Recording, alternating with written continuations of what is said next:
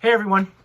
If you are watching this video, it's because you were part of a group here at the chapel who covenanted themselves along with our family 3 years ago to give to the Renew campaign. And believe it or not, that commitment that we made together back in the fall of 2017 is drawing to a close.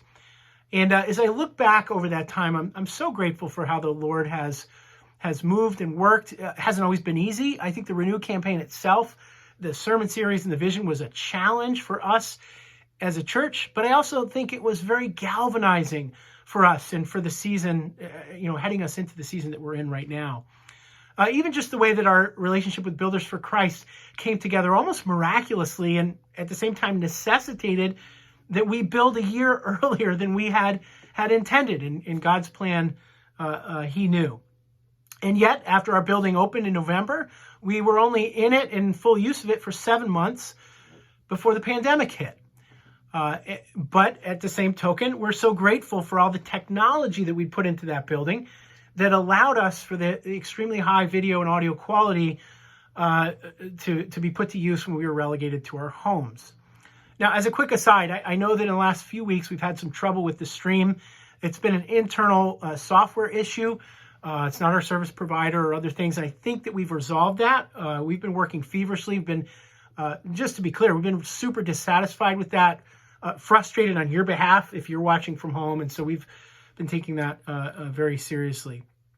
Now, to date, those of you that pledged this campaign and the generosity of GBC in general has given nearly $1.7 million to this project, and including the $130,000 that we invested in renovating the old sanctuary into a space, the new youth room space for our middle school and high school kids to finally have a permanent home, which I can tell you from my 3 teenage sons, they're excited about.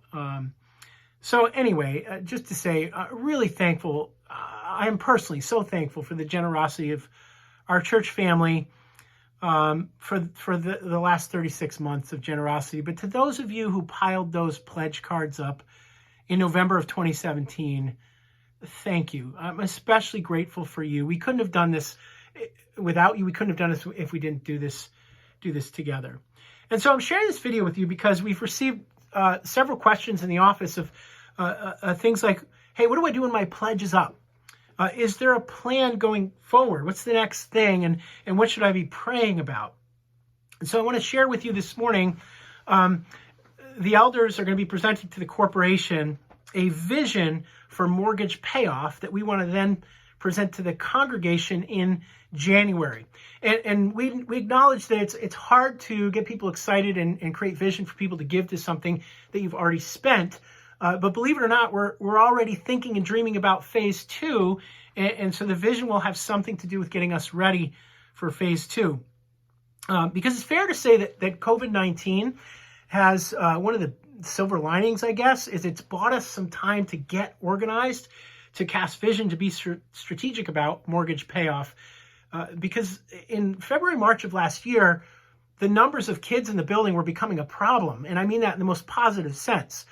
To where I was even looking at things saying, like, how are we possibly going to pay off our mortgage fast enough to be able to build something for kids in phase 2? And the partial answer may be this season that we're in now. So 2 major things that we want to do. Number 1, at the end of 2020, we would like to pay down some of our principal on our mortgage. We deferred that. We had intended on doing that at the beginning of 2020 and all the way throughout. Instead, we cast vision to be generous to other churches, parachurch ministries, missionaries. We've done that to the tune of over $30,000. Praise God. But we want to be intentional about taking some of our surplus, Lord willing, that we have at the end of this year and paying down principal. In addition, as I've already mentioned, having a vision for the new year for paying off the mortgage. And so that's sort of the plan. And so I want to ask you explicitly this morning, will you take some time over the next maybe week or 2 weeks and just seek the Lord individually as a family, however you do that, and say, Lord, would you have me continue to give to the Renew Fund? We're going to leave that fund open and active. It's an account we're going to use to kind of sweep money right onto principal, and we'll pay the mortgage out of our budget.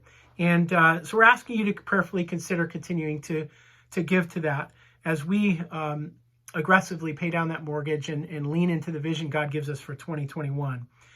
And, you know, as you pray that prayer, please know that Christy and I and our family, we're praying the same prayer. We want to hear from the Lord on this. We don't want this to be of man. And so may the Lord continue to use the generosity of his people at the chapel to grow his kingdom in southeastern Connecticut. May it never be about our kingdom, but about his.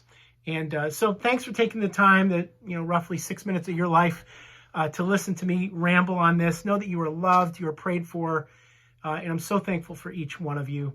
Have a wonderful day.